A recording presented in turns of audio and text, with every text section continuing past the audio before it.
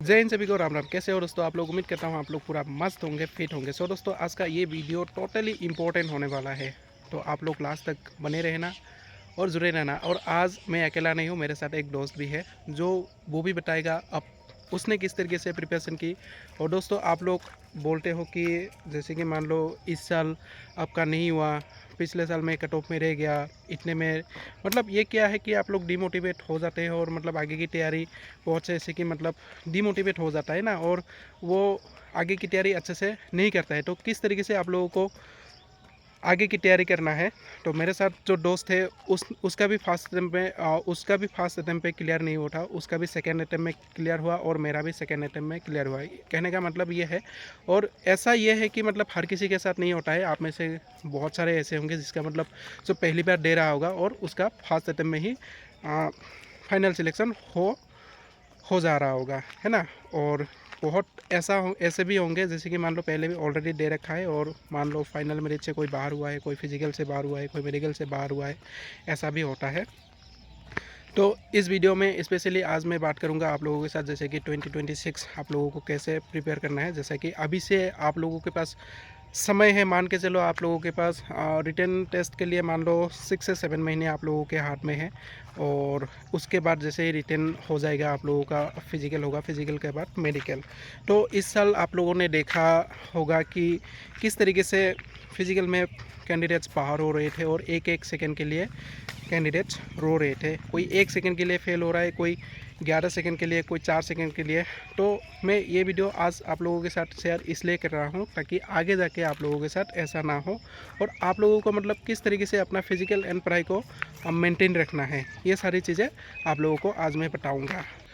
और जो न्यू है, जो नए हैं, जो फर्स्ट टाइम एग्ज़ाम देने जा रहे हैं, तो ये तो उनके लिए बहुत ही बेनिफिशियल होने वाला है। और जिन्होंने पहले दे रखा है उसको तो ऑलरेडी पता ही होगा, लेकिन उनको मैं इतना ही बोलूँगा कि जिसने पहले दे रखा है आप लोगों को अपना वीक पॉइंट पता चल चुका होगा कि आप लोग किस में कमज़ोर हो।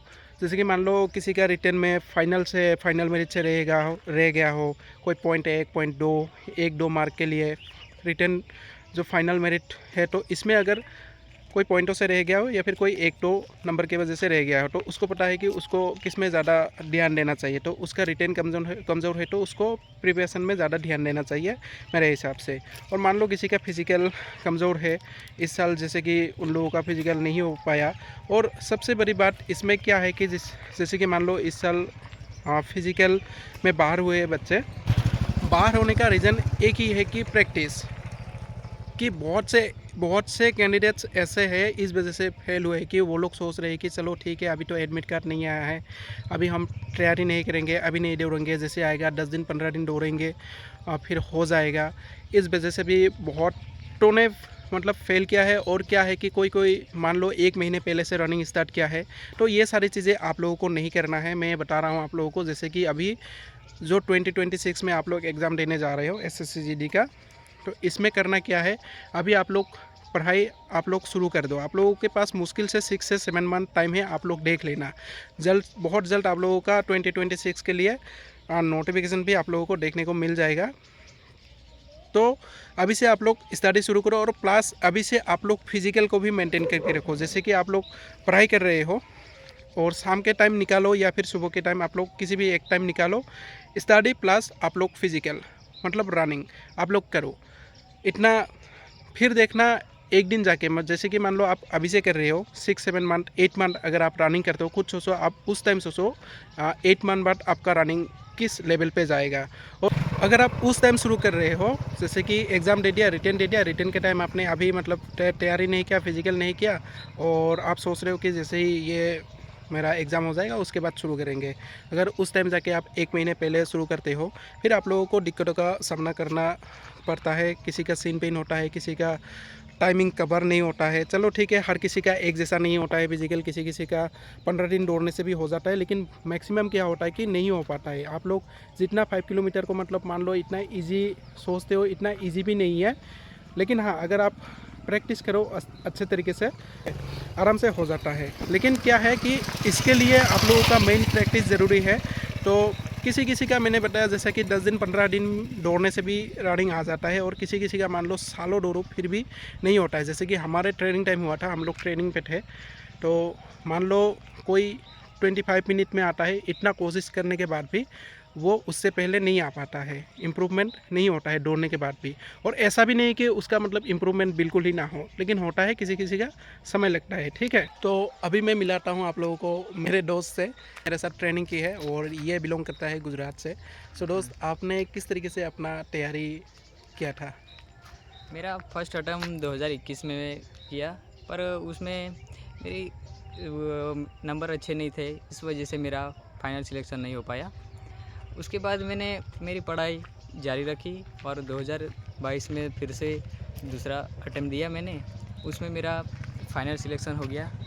पर 2021 के मुकाबले मेरा 2022 में मेरे को ये पता चला कि मेरा फिज़िकल इतना ठीक नहीं था, तो मैंने पहले से ही पढ़ाई के साथ साथ मेरा फिज़िकल भी मेंटेन रखा था, और इसलिए मेरा फिज़िकल में अच्छे ठीक हुआ और फाइनल मेरा 2022 में फाइनल सिलेक्शन हो मतलब गया। आपका 2021 में जब आपने अपना हम्म, स्टडी शुरू किया था तो आपने पढ़ाई किया और आपने सिर्फ एग्ज़ाम दिया, लेकिन आपने फिजिकल में ज़्यादा ध्यान नहीं दिया था। तो क्या हुआ कि आपने एग्ज़ाम से जैसे कि मान लो आपने रिटर्न आपका क्लियर हो गया, रिटर्न क्लियर होने के बाद जैसे ही फिजिकल, तो फिजिकल आपने 1 महीने पहले शुरू किया है ना, तो हाँ इसमें क्या हो कि आपको दिक्कतों का सामना थोड़ा सा करना पड़ा, बट आप क्वालिफाई हो गए थे। हाँ, फिर वो हो जैसे गया ही था, पर थोड़ी आपने, दिक्कत रही थी। अच्छा, आपने हाँ सब कुछ क्लियर करने के बाद आपने, आपका क्या हुआ, आप फाइनल मेरिट में रह गए मेरे जैसा। मैं भी रह हाँ, गया था वैसे फाइनल ही हुआ मेरिट था में दो बार, लेकिन आपने हिम्मत नहीं हारा और आपने अपने स्टडी को आपने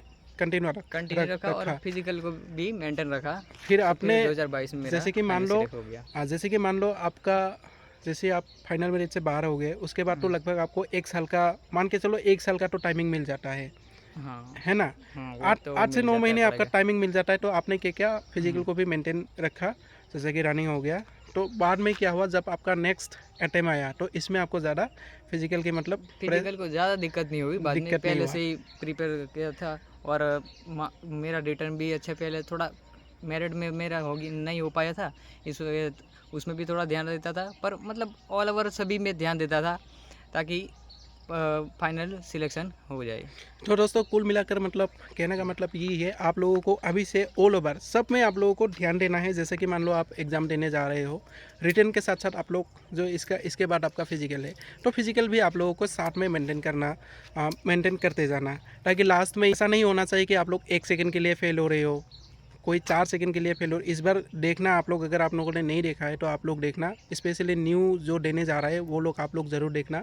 बहुत से ऐसा है कि सिस्टमेटिक अभी अपग्रेड हो रहा है सब कुछ, है ना। RFID के वजह से, पहले तो RFID नहीं था, अभी क्या हो रहा है कि एक एक सेकंड के लिए भी कैंडिडेट जो है रो रही है। आप लोगों के साथ ऐसा ना हो, इसलिए मैं ये वीडियो आप लोगों के साथ आज प्रोवाइड कर रहा हूँ। और मैंने अभी जितना आप लोगों को बताया, इस चीज़ को आप लोगों को फॉलो करना है अपने सिलेक्शन के लिए, ठीक है। जितना बताया, बस स्टडी प्लस फिजिकल दोनों एक साथ लेकर के चलो आप लोग अभी से, तो दोनों चीज़ें मेंटेन करके चलना है। इतना हो गया। और अभी मतलब एक चीज़ इसमें और बताना है, जैसा कि मान लो बहुत सारे ऐसे अभी 2025 में को क्रूशियल डेट को लेकर के परेशान है, कमेंट आता है आप लोगों का क्रूशियल डेट, तो इसमें ज़्यादा परेशान नहीं होना है।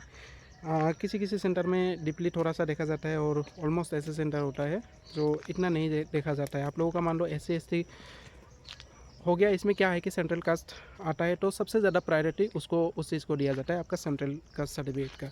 तो हमें इतना मतलब इसमें जब हमने दिया था, मैंने 2 3 बार 4 बार दिया था, तो इन सब चीज़ों का मुझे तो इन प्रॉब्लमों का तो सामना मुझे करना नहीं पड़ा था। इसीलिए मुझे लगता है आप लोगों को इन सब चीज़ों का ज़्यादा टेंशन नहीं लेने का है, ठीक है। और मान लो ऐसा होता है कि क्रूशियल डेट आपको ये प्रॉब्लम का सामना करना पड़ेगा, तो क्या आपको बाहर करेगा? तो आप लोगों को बाहर नहीं करेगा। इसमें क्या होगा, अगर मान लो आपका क्रूशियल डेट का नहीं है, इसमें आपका प्रॉब्लम फेस हो रहा है, तो क्या होगा कि आपको, आपका मान लो SC है, तो SC से क्या करेगा, आपको जनरल में भेज देगा, ठीक है। ऐसा होता है, लेकिन आपको बाहर नहीं करेगा। फाइनल रिजल्ट आएगा तो आप लोगों को SC में नहीं, बल्कि आप लोगों को जनरल में भेजा जाएगा, ऐसा होता है। बट ऐसा नहीं होगा जहाँ तक मेरे को लगता है, ठीक है।